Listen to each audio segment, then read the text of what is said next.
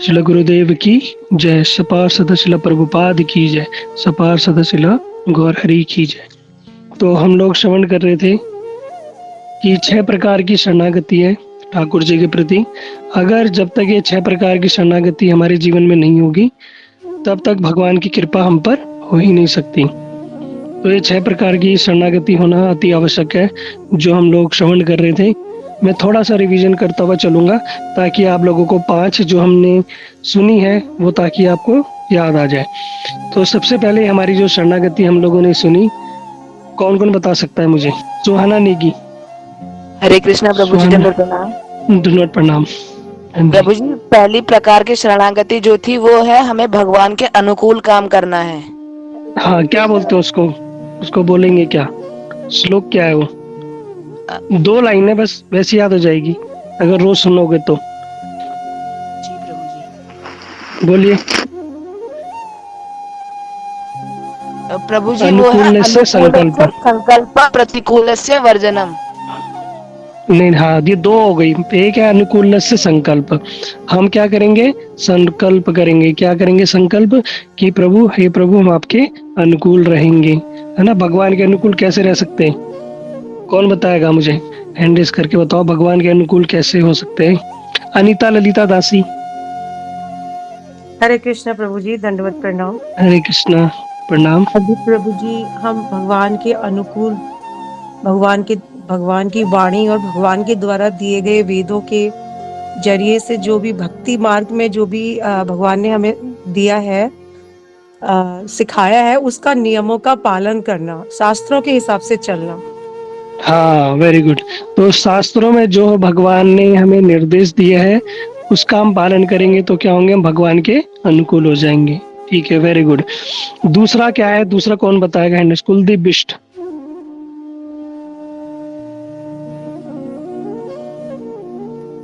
विक्की कुमार। हरे कृष्ण प्रभु जी। हाँ, दूसरा क्या है? प्रतिकूल से ब्रजनम। हाँ, वर्जनम। ये क्या है? जो बेकार या गंदी चीजें होती हैं उनका छोड़ना, जैसे नशा और गैम्बलिंग, ये सबको। ठीक है। तो 4 चीजें बताई गई हैं। ये 4 चीजों को हमें त्याग करना है। ठीक है, वो कौन बता सकता है? हैंड रेस करो। शशि तिवारी, ये देखो श्लोक के माध्यम से बताएंगी। हरे कृष्णा प्रभु जी, दंडवत प्रणाम। दंडवत प्रणाम। बताइए। दूतम पानम स्त्री शोना यत्र धर्मस्य चतुर्विधा। हमें इन 4 चीजों को निषेध बताया गया है। इन 4 चीजों को त्याग कर भगवान के प्रति प्रतिकूल भक्ति करनी है। बिल्कुल, वेरी गुड। तो 4 चीजें बताइए। दूतम पानम स्त्रीम सूना यत्र धर्म चतुर्विधा।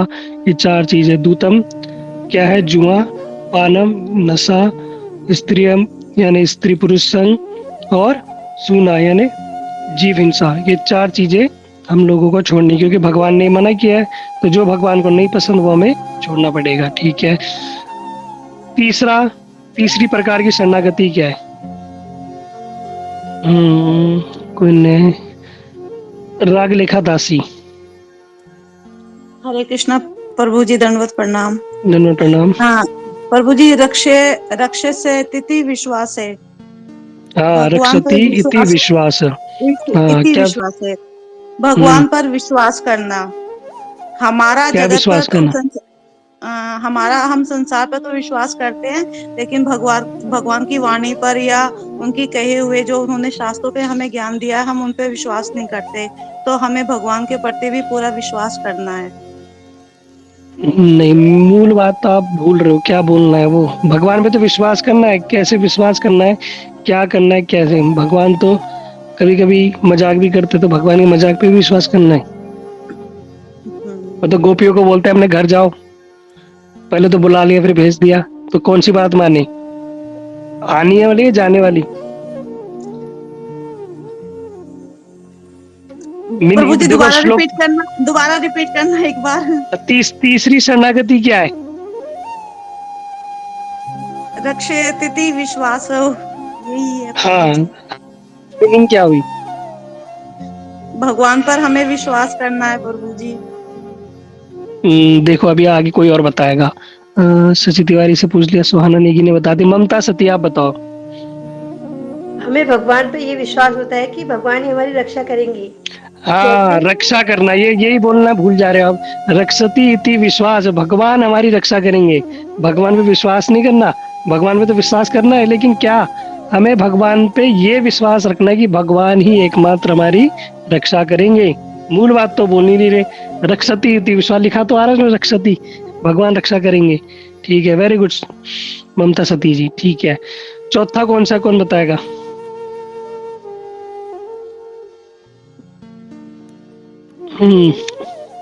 ब्रिजेश्वर दास। गोपतृत्व वर्णन तथा। गोत्रप्ते वर्णम तथा, बताइए चौथा क्या है इसका मतलब? इसमें यह है कि हमें भगवान को वर्ण करना है, भगवान को ही अपना सर्वस्व समझना है, कि भगवान पे ही हर तरह से डिपेंड रहना है। डिपेंड तो नहीं कहेंगे उसको, मतलब भगवान को ही सब कुछ भगवान को ही समझना है कि भगवान ही हमारे सब कुछ है। उस तरह से वर्णन करना है कि भगवान ही हमें हमारी सब देख रेख करेंगे। ठीक है, ठीक है। हर तरह। और इसमें कुछ एडिशनल, शशि तिवारी, और कुछ इसमें एडिशनल? हरे कृष्णा प्रभु जी। हरे कृष्णा। हमें भगवान के शरणागत होकर उनका ही वर्ण करना है। जिस प्रकार एक स्त्री अपने पति का वर्ण करती है, पहले के टाइम पे वो स्वयंवर होता था ना, उसमें जैसे पति का अपने वर्ण करती थी। और हमें अपने गुरुदेव को ही सब कुछ समझकर उनके अनुगत्य में ठाकुर जी को सौंप देना है। जैसे आपने गाय और शेर की एक कथा सुनाई थी प्रभु जी, जो वो गाय दलदल में फंस जाती है और शेर भी दलदल में फंस जाता है, बट गाय के लिए तो उसका मालिक आ जाता है, क्योंकि उसे विश्वास था कि मुझे तो मेरा मालिक बचा ही लेगा। ठीक है, वेरी गुड, बहुत सुंदर। तो इसमें वर्ण, हाँ जी, गोयल जी आप कुछ कहना चाहोगे इसमें एड ऑन?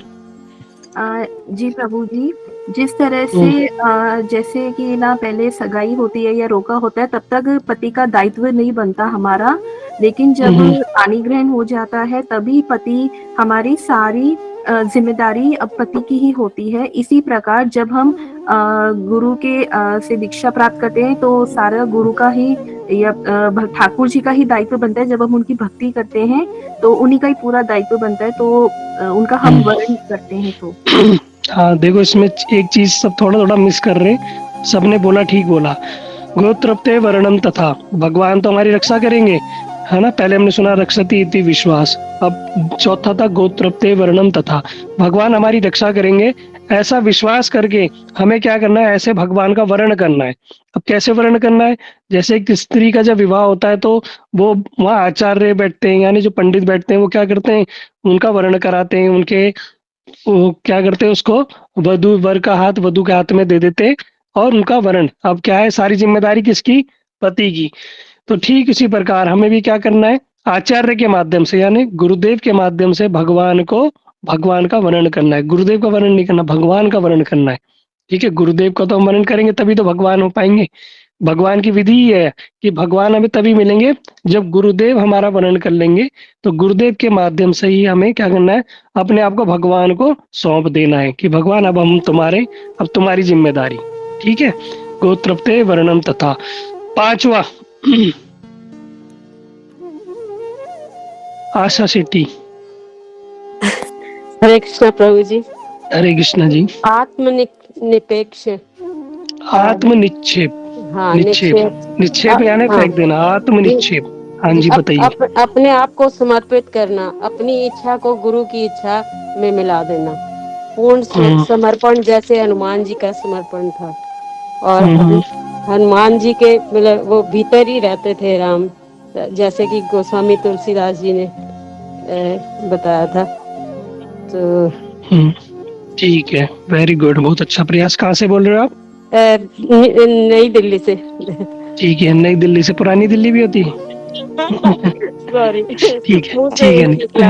अरे कोई बात नहीं, नहीं पुरानी दिल्ली क्यों नहीं होती, पुरानी दिल्ली रेलवे स्टेशन होता होती तो है। है प्रभु जी, होती है हाँ, नई दिल्ली वही तो स्टेशन, बोल रहा हूँ। पुरानी दिल्ली स्टेशन। हाँ, ये देखो अपने में कॉन्फिडेंस रखा करो, बोला करो हाँ प्रभु जी होती है, पुरानी दिल्ली भी होती है। हाँ जी जी, हाँ, धन्यवाद। चांदनी जो चौक पुरानी दिल्ली ही तो है। हाँ बिल्कुल। हाँ ठीक है, और कोई बताना चाहेगा आत्मनिक्षेप में, कुछ और ऐड ऑन करना चाहेगा? राग लिखा 10, कमला नेगी आप बोलो।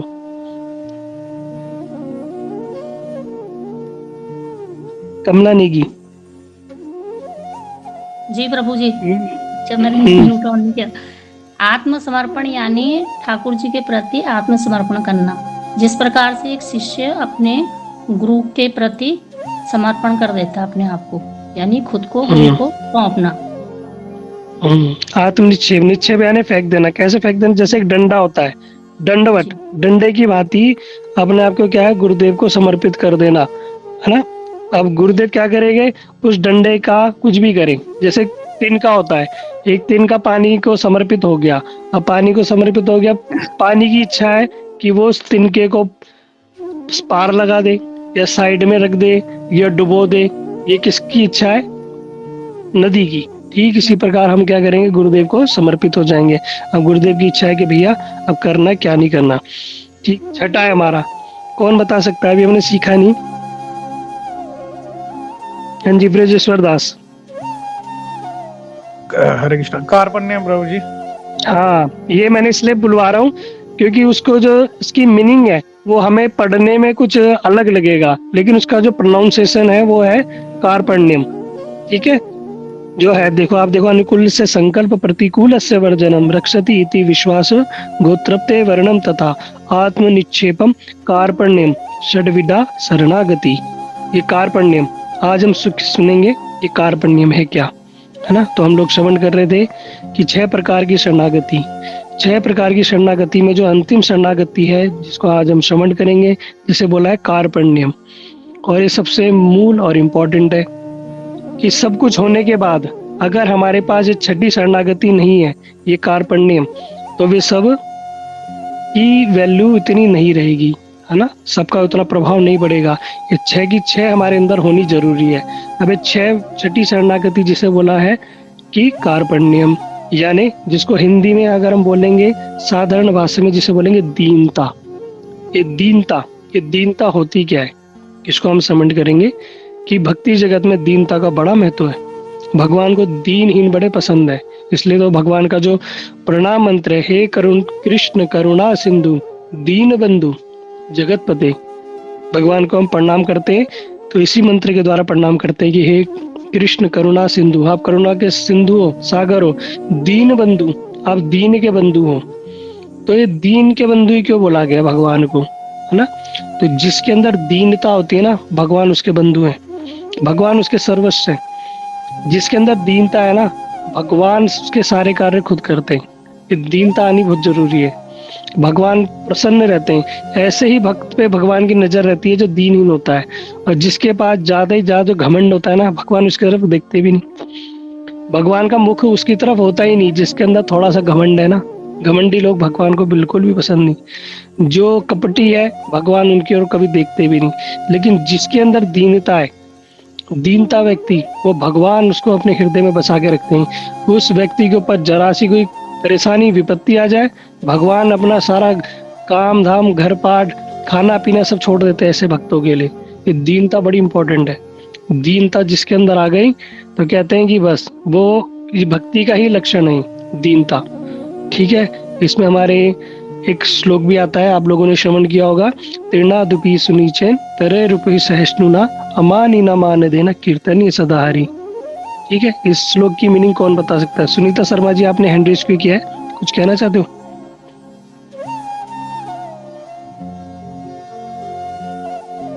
आशा सेठी।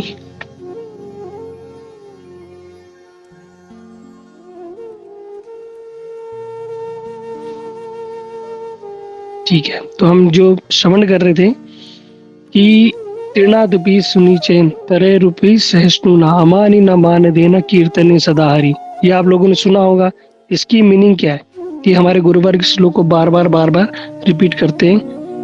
ठीक है, शशि तिवारी जी आप बताओ। हरे कृष्णा। गुरुदेव कहते हैं कि जो शुद्ध वैष्णव होते हैं वो अपने आप को, जैसे हमारे गुरु वर्गों में हैं बहुत सारे ऐसे हैं आचार्य जो अपने आप को तृणापि सुनेचेन, अपने आप को तृण से भी, एक तिनके से भी छोटा, एक तिनके से भी संकुचित मानते थे, और तररोपी सह, मतलब वृक्ष की तरह सहनशील, और अमानी न मान दे, अपने आप को सम्मान न चाहते हुए दूसरे का तो सम्मान करते हैं पर अपने लिए सम्मान की एक्सपेक्टेशन नहीं रखते हैं, और कीर्तनिया सदा हरि, और सदा भगवान का कीर्तन करते हैं, अन्य कोई कार्य नहीं। बहुत सुंदर। तो इन्होंने बिल्कुल अच्छे से बताया। तृणादुपि सुनिचैन, मतलब हम कहते तृण, एक तृण से भी ज्यादा अपने आप को दीनहीन समझना है। भाई तृण, तृण क्या होता है आप लोगों ने देखा होगा, घास का तिनका बोला, उससे भी ज्यादा दीनहीन मानना है। अब उससे भी ज्यादा मतलब आप देखना, घास होती है छोटी सी जमीन में, अगर घास के ऊपर पैर रखो तो क्या होगा, घास तो दब जाएगी, लेकिन जैसे दब जाएगी, लेकिन जैसे आपका पैर उठेगा फिर दोबारा खड़ी हो जाएगी। तो बोला उससे भी ज्यादा दीनहीन होना है, उससे भी ज्यादा दीनहीन, बिल्कुल। तृणादुपि सुनिचैन, प्रभु जी वृक्ष की तरह सहनशील इसलिए बताया है कि वृक्ष को अगर हम पत्थर भी मारते हैं तो वो फल देता है हमें। हाँ ठीक है। तररुपु सहिष्णुना, एक पेड़ से ज्यादा सहनशील होना है। अब देखो पेड़ कैसे सहनशील है कि बताया गया, कितनी भी सर्दी आ जाए, कितनी भी बरसात आ जाए, कितने भी ओले पड़ जाए, वृक्ष वैसे का वैसा ही डटा रहता है। और तो और ऐसा सहनशील है वृक्ष कि उसमें पत्थर मारोगे तो क्या करेगा, वो प्रतिकार में आपको मारने नहीं आएगा, वो क्या करेगा, आपको फल ही प्रदान करेगा, है ना, वो आपको फल ही प्रदान करेगा। ठीक वैष्णव को ऐसा ही होना चाहिए कि उसको कोई कुछ भी बोले, लेकिन नहीं, उसको कोई फर्क नहीं पड़ता, है ना। वो क्या करेगा, जो उसका स्वभाव है वो आपको वही प्रदान करेगा। जिस प्रकार एक बार एक समुद्र के किनारे एक व्यक्ति ने देखा, एक साधु क्या कर रहा है, एक बिच्छू को उठा रहा है, और बिच्छू को जैसे उठाता है बिच्छू डूब रहा है पानी में, तो जैसे उसको बचाने के लिए उठाता है, बिच्छू क्या करता है, उस साधु को डंक मार देता है, फिर नीचे गिर जाता है, फिर साधु उसको उठाता है, फिर बिच्छू क्या करता है, साधु को डंक मार देता है। ऐसा करते करते कई बार हो गया, साधु को भी बड़ी पीड़ा हो रही है, लेकिन बिच्छू बार बार पानी में डूबता जा रहा है। तो उस व्यक्ति आया साधु के पास, बोला कि महाराज आप मूर्ख हो क्या। कहते क्यों, कहते हैं आप ये बार बार बिच्छू आपको डंक मार रहा है और आप कैसे पागल हो कि बार बार उसे बचा रहे हो। तो साधु ने क्या कहा, साधु ने कहा कि देखो ये बिच्छू है, इसका धर्म क्या है, काटना, ये इसका धर्म है, इसका ही धर्म है तो काटना। जैसे जल का धर्म होता है तरलता, अग्नि का धर्म क्या होता है, जलाना, उसी प्रकार ये जो बिच्छू है इसका जो धर्म है वो क्या है, काटना, डंक मारना। जब ये अपना धर्म नहीं छोड़ सकता तो मैं अपना साधु स्वभाव कैसे छोड़ दूं, मैं कैसे छोड़ दूं, मेरा साधु का स्वभाव है ना, हमें क्या करना है, जीवों पे दया करनी है, तो मैं अपना धर्म कैसे छोड़ दूं। जब ये अपना छोटा सा बद्ध जीव अपना धर्म नहीं छोड़ रहा तो मैं अपना धर्म कैसे छोड़ दूं, है ना। तो बताया सहनशीलता, ऐसी सहनशीलता। तरोपी सहिष्णुना, अमानी ना मान देना, एक गुण हमारे अंदर बहुत अच्छा होना चाहिए, ये सबके अंदर होना चाहिए कि अमानी ना मान देना। मतलब अगर हम कहीं गए, जैसे हम जाते हैं रिश्तेदारी में, होता ही है, और शादी वादी का समय है या किसी रिश्तेदार के घर में गए कि कोई भूलवश कोई हमें प्रणाम करना भूल गया, किसी ने हमें अड़ोसी पड़ोसी को सबको तो पानी पूछ लिया और हमें पूछ के ना भूल गया है, या किसी को मिठाई के डब्बे दे दिए और हमें तो मिठाई के डब्बे दिए नहीं है, या किसी को भेंट दे दी, प्रणामी लिफाफा दे दिया और हमें नहीं दिया, बस तो भैया बस ये जो बात हमारी जिंदगी भर याद रहेगी कि उसने हमारा मान सम्मान नहीं किया, चाहे उसने जान के किया हो या अनजाने में किया हो, ये बात हमें जिंदगी भर रहेगी। हम भी क्या करेंगे, प्रतिशोध बदला, उसने ऐसा किया तो हम भी ऐसा ही करेंगे। तो क्या है कि नहीं, ये भावना कभी हमारे अंदर नहीं होनी चाहिए। सामने वाला व्यक्ति जो मर्जी करे, लेकिन हम जैसे हैं, हमारा जो स्वभाव है, हमारा जो साधु स्वभाव है, अगर हम भक्ति में आ गए, अगर हम भगवान की धारा में आ गए, है ना, साधु संतों को हमने आश्रय किया है और भगवान का भजन कर रहे हैं वो सामने वाला व्यक्ति अगर दुष्ट है तो वो अपनी दुष्टता ही दिखाएगा, लेकिन अगर हमें साधु है तो हमें अपनी साधुता ही दिखानी है, हमें अपनी दुष्टता को प्रकट नहीं करना। वो दुष्ट व्यक्ति क्या करेगा, दुष्ट व्यक्ति हमेशा अपनी दुष्टता दिखाएगा, लेकिन साधु व्यक्ति अगर उस दुष्ट व्यक्ति के साथ भी अपनी दुष्टता दिखाए तो फिर साधु में और दुष्ट व्यक्ति में फर्क क्या रह गया, दुष्ट व्यक्ति दुष्टता दिखा रहे, साधु होकर दुष्टता दिखा रहे, तो गड़बड़ है। इसलिए क्या करना है, अमानी ना मान देना। वो कोई हमें मान दे, सम्मान दे, लेकिन नहीं, हमें उसका सबको मान भी देना है, सम्मान भी देना है। और कीर्तनीय सदा हरि, भगवान का कीर्तन भजन करना है। कीर्तन भजन का अर्थ क्या होता है? किसी को बोलो ना भजन कर लो तो कहता है हमें तो भजन आते नहीं। अरे भजन का अर्थ ये नहीं कि भजन जो कीर्तन वो भजन का अर्थ है कि भगवान के नाम का भजन, मतलब भजना। भजना मतलब ये कैसे हो सकता है? आप माला के माध्यम से कर सकते हो, भगवान का नाम जप, ये भी भजन है ना। आप कीर्तन कर रहे हो, नगर संकीर्तन कर रहे हो, सब महामंत्र कर रहे हो, ये भी भजन है। आप भक्ति की क्रिया कर रहे हो, ठाकुर जी की आरती पूजा, ये सब, ये भी भजन है। भजन का अर्थ ये नहीं है कि भैया अपना कोई भजन चला दिया, फिल्मों का आ गया, टीवी में कोई यूट्यूब फेसबुक चला दिया, भजन चला दिया, अब गा रहे हो, नहीं। ये भजन का अर्थ ही नहीं होता। भजन का अर्थ होता है कि भजना मतलब किसी को पुकारना। तो क्या है, जिससे हम भगवान के नाम का हम कीर्तन करते हैं, नाम जप करते हैं, ये क्या है, सारा का सारा भजन इत्यादि। ठीक है, भक्ति भजन। तो कीर्तन ये सदा हरि, बस भगवान का नाम जप करना है। ये गुण जिसके अंदर आ गया, ये गुण आ गया, यही क्या है बताया कि भगवान को ये व्यक्ति बड़े प्रिय है। ये भगवान को बड़े प्रिय है कि जिसके अंदर दीनता, हमेशा सबसे ज्यादा अपने आप को छोटा समझो। जो अपने आप को छोटा समझेगा ना, वही सबसे भगवान की नजर में बड़ा है। अब ये बताओ, हमें बड़ा किसकी नजर में बनना है? हमें बनना है बड़ा संसार की नजर में, रिश्तेदार की नजर में, पड़ोसियों की नजर में, अपने ऑफिस में, अपने रिश्तेदारों में, अपने भाई बंधुओं में हमें बड़ा बनना है। लेकिन नहीं, वो व्यक्ति जो सबसे ज्यादा दीनहीन बन के रहेगा, जो सबसे ज्यादा छोटा बन के रहेगा, भगवान उसमें विशेष कृपा करते हैं, उस पर विशेष कृपा करते हैं। क्या इसका कोई प्रमाण है? इसका प्रमाण है, भगवान ने जब ब्रजवासियों पे इंद्र ने प्रकोप कर दिया, वर्षा कर दी, आप सभी लोग जानते हो, बड़ा भयंकर वर्षा कर दी ब्रज में। जब ब्रज में वर्षा हो गई, अब क्या करें, चारों तरफ पानी पानी आने का तूफान आ गया। भगवान ने क्या किया, भगवान गए गिरिराज जी के पास। सबने बोला कि भैया तेरे गिरिराज जी की वजह से ही इंद्र ने इतना प्रकोप किया है। तो भगवान ने कहा फिक्र मत करो, हम क्या करेंगे, गिरिराज जी की शरण में जाएंगे और गिरिराज जी को मैं क्या करूंगा, अपने हाथ में उठा लूंगा और तुम सब क्या करना, गिरिराज जी के नीचे आ जाना। अब भगवान जब गिरिराज जी को उठा रहे थे तो हमारे हाथों में कितनी उंगलियां होती हैं? 5 कितनी? 5 4 उंगली 1 अंगूठा। हाँ, 4 उंगली 1 अंगूठा, 5 उंगली नहीं होती हमारे हाथों में। हमारे हाथों में 4 उंगली और 1 अंगूठा। जो उंगली है वो है स्त्रीलिंग, फीमेल, अंगूठा है पुल्लिंग यानी पुरुष। फोटो में देखो आप सब लोग, उसको बड़ा भी करके देख सकते हो हाथ से। 5 फिंगर है हमारे हाथों में, ठीक है। तो 4 उंगली है और 1 अंगूठा है। तो जब भगवान गिरिराज जी उठा रहे थे तो अंगूठे ने बोला कि प्रभु आप मुझ पे गिरिराज जी को उठाओ, मुझ पे गिरिराज जी को उठाओ। अंगूठे ने बोला प्रभु आप क्या करो, मुझ पे गिरिराज जी को उठाओ, क्योंकि मैं क्या हूं, मैं पुरुष हूँ और ये 4 स्त्रियां हैं, 4 उंगलियां हैं, इनको छोड़ो, आप मुझ पे क्या करो, मुझ पे गिरिराज जी को उठाओ। तो क्या था अभिमान, कौन सा अभिमान, पुरुष अभिमान, कि मैं पुरुष हूँ वो स्त्री है। नहीं, भगवान ने कहा ये अभिमान नहीं चलेगा, भगवान ने अंगूठे को रिजेक्ट कर दिया।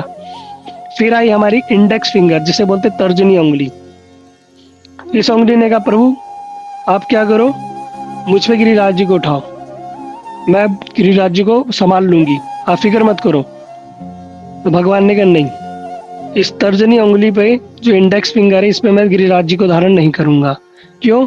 ये जो उंगली है ये सबसे गंदी उंगली। क्यों? ये उंगली ही क्या करती है, ये बड़ा पक्षपात करती है, इसके अंदर अहंकार है। अहंकार पक्षपात कैसे, दोषारोपण, किसी ने कुछ किया तूने ये किया, तेरी गलती, तू ऐसा है, तेरे को देख लूंगा। ये उंगली यही वाली निकलती है, आप लोग देखना। और जब अहंकार आएगा तो भी यही उंगली निकलती है, अरे मैंने ऐसा किया, अरे मैं नहीं होता तो क्या होता, अरे मैं ही। ये उंगली ही बड़ी गड़बड़ है। इसलिए जब आप लोग देखना, जब हम नाम जप करते हैं, इस उंगली को हम क्या करते हैं, बाहर कर देते हैं। इसको बाहर कर दिया, जिसके अंदर अहंकार है, जिसके अंदर दोषारोपण है, जो दोष देखता है, जिसके अंदर अहंकार है, उसको बाहर कर देते हैं, उसको भगवान की सेवा से बाहर। इसलिए आप देखना, इसको माला की झोली से इस उंगली को हम बाहर कर देते हैं। फिर आती है मिडिल फिंगर, मध्यम उंगली। इसने कहा प्रभु आप क्या करो, मुझ में करो, मैं सबसे बड़ी हूँ, मैं सबसे बड़ी उंगली हूँ, ये सारी छोटी छोटी उंगली इनके चक्कर में मत पड़ो, मैं सबसे बड़ी हूँ और मुझ पे गिरिराज जी को धारण करो। आप लोग देखना अपनी उंगलियों में सबसे बड़ी उंगली मिडिल फिंगर होगी। तो जहाँ इसको ये अभिमान आ गया बड़े का, है ना, भगवान को तो बड़े बिल्कुल पसंद नहीं। बड़ा हुआ तो क्या हुआ, जैसे पेड़ खजूर और पंछी को छाया नहीं, फल ना की आती दूर। जैसे वो आपने देखा ना बड़ा वृक्ष होता है नारियल का, तो बड़ा हुआ तो क्या हुआ, जैसे पेड़ खजूर, खजूर का नारियल का पेड़ बड़े बड़े होते हैं, और पंछी को छाया नहीं। ये किस बड़े तो हो गए, लेकिन बड़े होने का क्या फायदा, ने बिल्कुल छाया दे सकते, किसी को छाया भी नहीं मिलती इनसे, और फल लगी आती दूर, फल भी इनसे बहुत दूर लगे रहते हैं, कोई फायदा ही नहीं। तो ऐसे बड़े होके भी क्या फायदा। जो जिसके अंदर अहंकार रहता है ना, मैं बहुत बड़ा उद्योगपति हूँ, मैं बहुत बड़ा बिजनेसमैन हूँ, मैं बहुत बड़ा ये हो गया वो हो गया, भगवान को ऐसे व्यक्ति बिल्कुल भी पसंद नहीं। अपना अहंकार अपने पास रखो, 1 सेकंड लगेगा भगवान को सारा अहंकार तोड़ने में। बड़े बड़े लोगों का तोड़ दिया, रावण जिसके पास सोने की लंका थी, अभी हमारे पास ज्यादा से ज्यादा किसके पास कितना सोना होगा, 1 किलो 2 किलो 2 4 किलो 5 किलो, इतना भी नहीं होगा किसी पे, हो सकता है किसी पे हो, लेकिन रावण की तो लंका ही सोने की थी, उसका बिस्तरा बाथरूम किचन सब सोने का था। उसको सोचो, है 1.25 लाख नाती पोते, बीवी सुंदरी मंदोदरी विश्व सुंदरी, सब कुछ होने पे इतना अहंकारी, क्या वो उसको सुखी था? नहीं था। है जो भगवान का नहीं वो किसी काम का नहीं, जो राम का नहीं वो किसी काम का नहीं।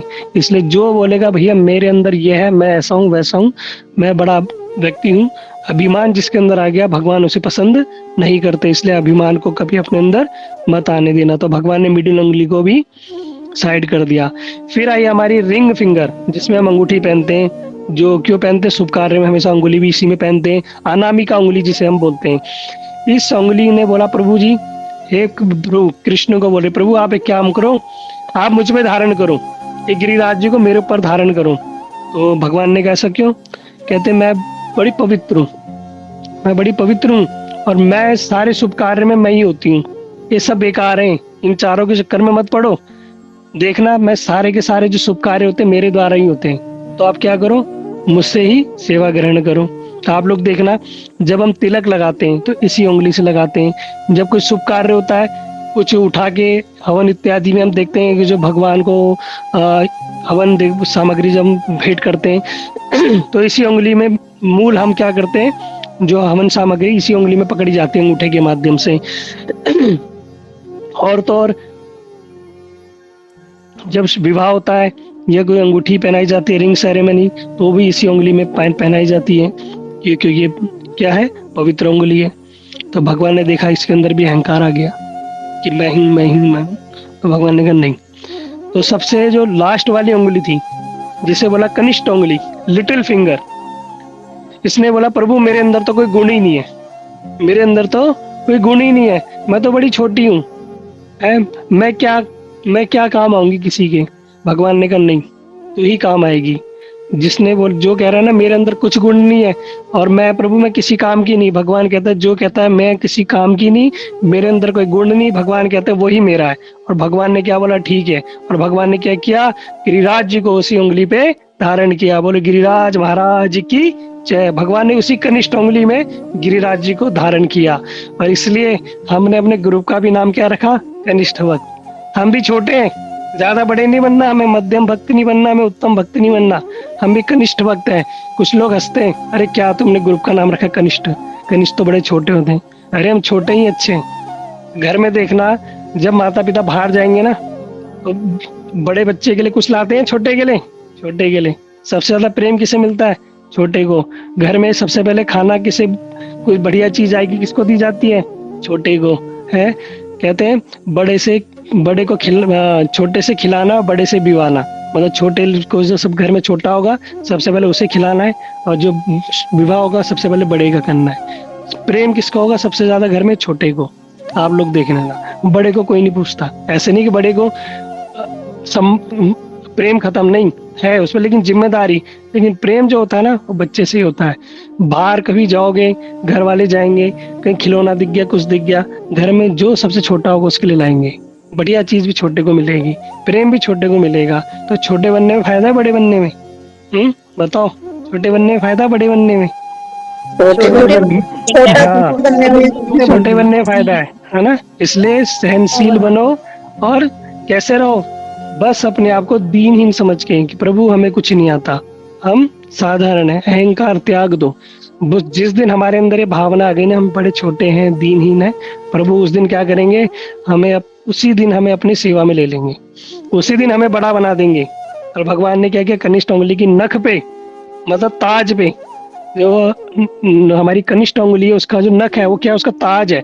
उस ताज के ऊपर क्या किया, गिरिराज जी स्वयं भगवान है, भगवान ने क्या किया, उनके ऊपर धारण हो गए। मतलब भगवान ने क्या किया कि कनिष्ठ उंगली के मस्तक में गिरिराज जी को यानी अपने चरण कमल रख दिए। मतलब पूरी कृपा किसको प्राप्त हुई, कनिष्ठ उंगली को।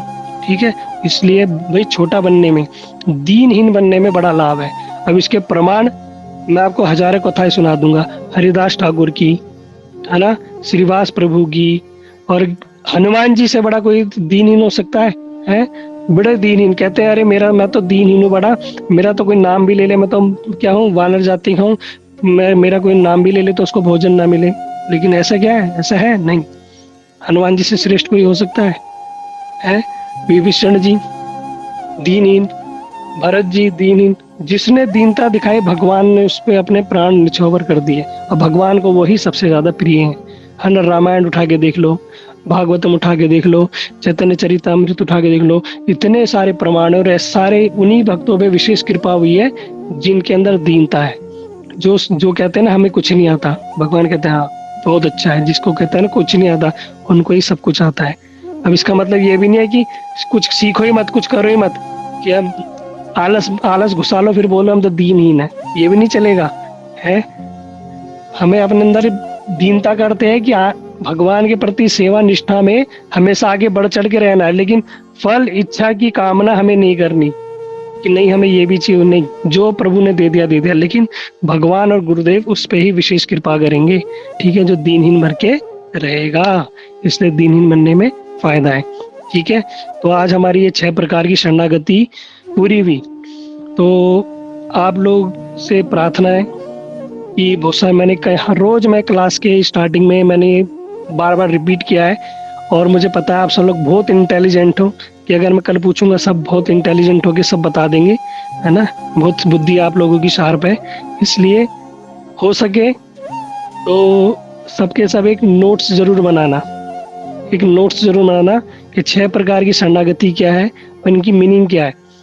कोशिश करना कि सुबह उठ के ये 1 मिनट का समय लगेगा, 6 प्रकार की शरणागति को छोटा शॉर्ट में अपनी लैंग्वेज में अपनी भाषा में लिखना, उसको पढ़ना कि हमें ये 6 गुण हमारे अंदर आने चाहिए। और 6 गुण आ गए तो समझना भगवान आपके हो गए, है ना। षडक शरणागति हईते जहार, तहार प्रार्थना सुने श्री नंद कुमार। मतलब जहाँ 6 शरणागति जिसके अंदर आ गई, भगवान उसकी प्रार्थना सुनने के लिए बाध्य हो जाते हैं। भगवान को आपकी बात सुननी पड़ेगी। तहार प्रार्थना सुने श्री नंद कुमार, नंद कुमार नंद के लाला, तब आपकी बात सुनेंगे। कब सुनेंगे? जब ये 6 प्रकार की हमारे अंदर शरणागति आ जाएगी।